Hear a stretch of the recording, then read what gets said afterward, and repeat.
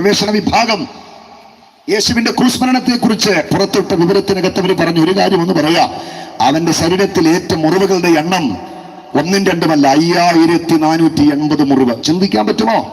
പുറത്ത് മാത്രം ഏറ്റ മുറിവ് 150-ൽ പരം ആഴമുള്ള മുറിവ്. തലയോടിനകത്തേക്ക് 17 വലിപ്പമുള്ള മുള്ളുകൾ ആഴ്ന്നിറങ്ങി.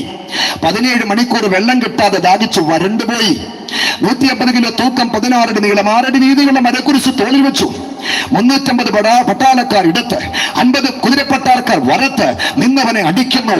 പാലസ്തീന്റെ മണ്ണിളകിയ കുരിശിന്റെ വടിയിലൂടെ ആയിരക്കണക്കിന് മുറിവേറ്റവൻ കോരമരക്കുരിശ് തോളിൽ വെച്ച് ചാട്ടവാറിന്റെ അടിയേറ്റ് വണ്ടിക്കാള വണ്ടി വലിക്കുന്ന പോലെ ഒരു തളിരോല പോലും തണലില്ലാതെ ക്രൂശും വഹിച്ചു വേച്ചും വിറച്ചും വീടും എഴുന്നേറ്റും ഗാഗുൽത്തയുടെ നറുകയിലേക്ക് കയറി.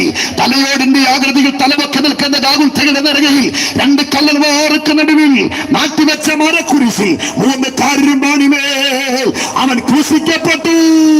അവൻ ഒഴുക്കിയ രക്തത്തിന്റെ അളവെന്ന് പറയുന്നത് 5